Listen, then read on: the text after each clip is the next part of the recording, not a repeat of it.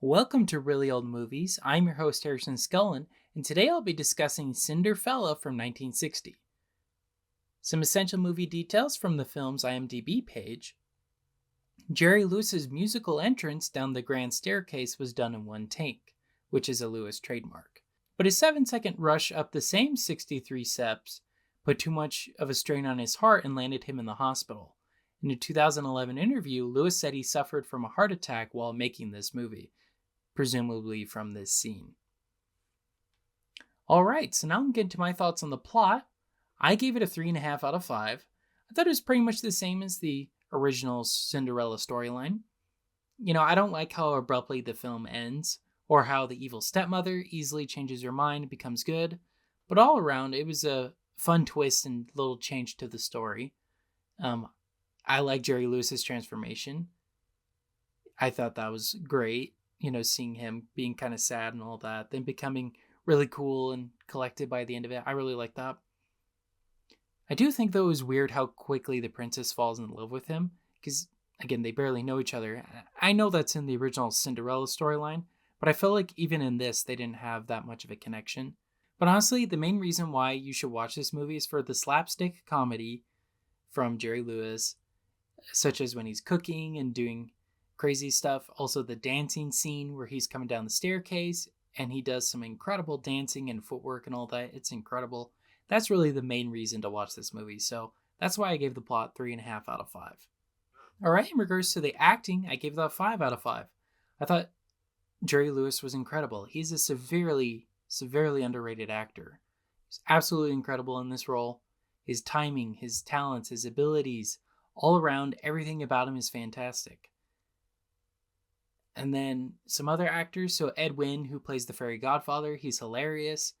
And some of the other supporting characters. But the real true star of this movie is Jerry Lewis. He's incredible. He's amazing.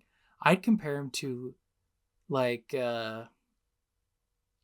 would say to Jim Carrey. I think that's a good comparison. But he's a little bit more than that. Because Jim Carrey, he's got funny faces and all that. But Jerry Lewis can dance, he can sing, he could do all of that. He's very, very talented, very vaudevillian, I would say. So yeah, that's why I gave the acting a 5 out of 5. It's all because of Jerry. Alright, in regards to directing, I gave that a 3 out of 5. I thought Frank Tashlin, he did an okay job. He's directed some of the most iconic animated shorts for Warner Brothers, for Looney Tunes, Merry Melodies, that sort of thing. And even some feature films, including several of the Jerry Lewis films. This one, he did fine. He did okay. I do think this is a little bit too long of a movie, and I also don't like some of the choices, like I mentioned earlier, with stepmother and the princess falling in love and all of that.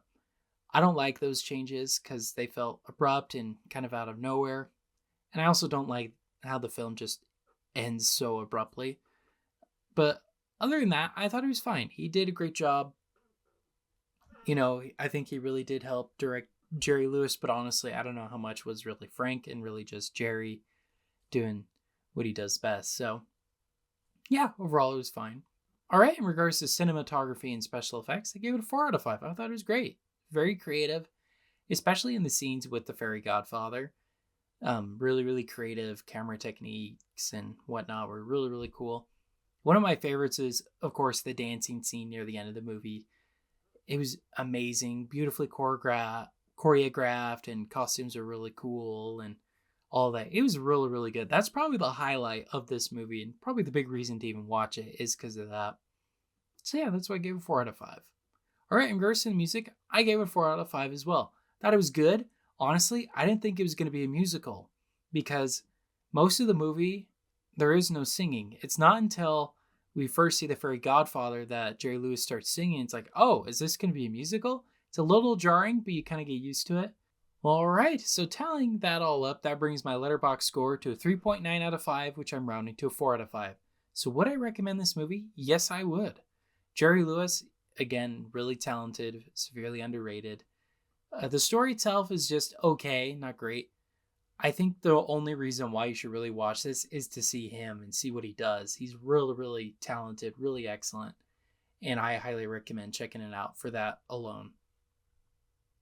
All right, well, those are my thoughts on Cinderfella from 1960. Thank you so much for listening to today's episode.